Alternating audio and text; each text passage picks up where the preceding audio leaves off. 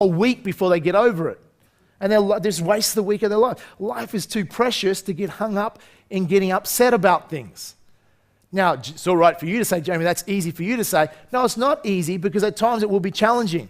But we've got to have something. I have a friend, and she's like, she looks at the way that I do business at times, when sometimes I've learned as an entrepreneur, you just have to let some things go.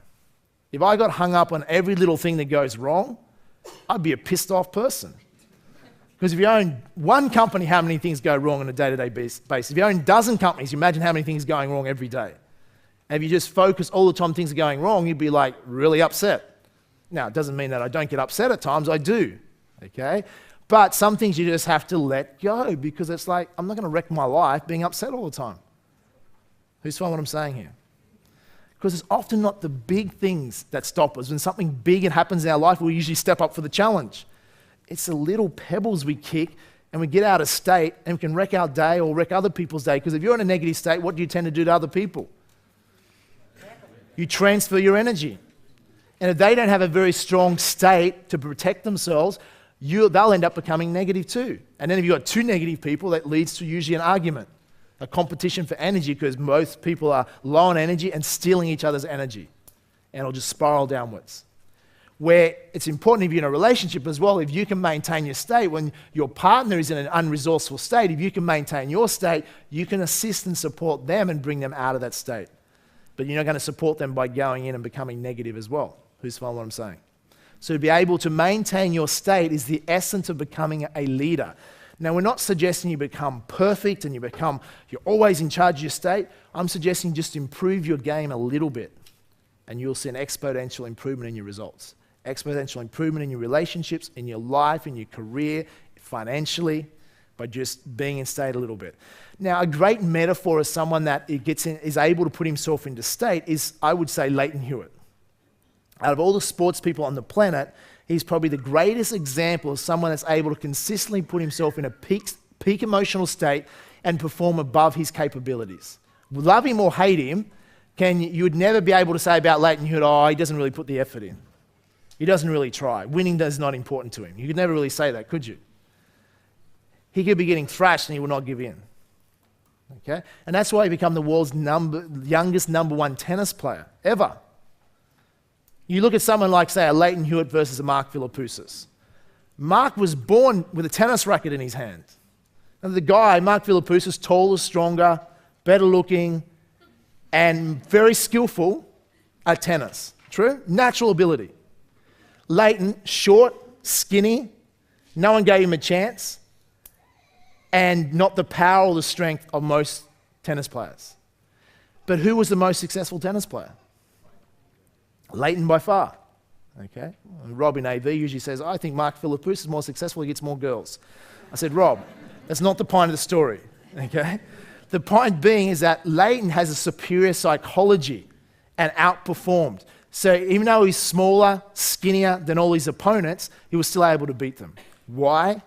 Because he had a stronger psychology than most. Where someone even as talented as Mark Philippoussis, even though he still had a successful career, never achieved a fraction of his potential though. You could imagine Mark Philippoussis' skill set with Leighton Hewitt's psychology, then be consistently number one. Okay? But that's the difference in breaking through that next level. Psychology is everything. Okay? Turn the person next to you and just share with your buddy, what have you learned about changing the meaning? Before you do that, here's what I want you to do. I want you, before you turn to your buddy, I want you to jot down at least one experience in your past. At least one experience in your past that was painful, difficult, challenging, or even tragic. Just think back to a time that was either painful, difficult, challenging, or even tragic. And that you, at the time, linked and associated a negative meaning to what happened to you, or whatever the circumstance was. And I want you now to look back with new eyes at that event, whatever it was, and attach a different meaning. In other words, look at it and say, what was the gift? The question you should be asking yourself often in life, what was the gift from this? And you say, nothing. Well, think a little bit harder. What was great about this? What could I take from this? What did I learn from this? What can this mean differently? and look at that past experience, at least one past experience, and now look at it in a different light and attach a more empowering meaning to it now than what you did when it first happened. Making sense? Because you can't necessarily change your past, true? But here's what you can change.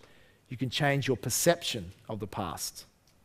And you change the meaning you attach to something in the past, you will change your perception of your past. You can't change the event, but you can change the feeling and an emotion you have attached to that event. Because a lot of people carry a lot of wounds, a lot of pain, emotional pain through all their life because of something happened in the past. They attached a negative meaning, they still attach a negative meaning, and they carry that pain into their future. And instead of going, let it go. Look at it differently, look back on it in a different meaning, and the pain, the suffering can be, let it go. You look at it differently. Still, something happened to you, that doesn't change, but your way that you perceive it changes. Is this making sense to everyone? So quickly take a moment to think of one negative experience, tragic, challenging, difficult time in your life in the past. What meaning did you attach to it then? And what meaning could you now attach to it that's more empowering? And then if you wish, share that with your buddy. I'll give you a couple of minutes. Go for it quickly.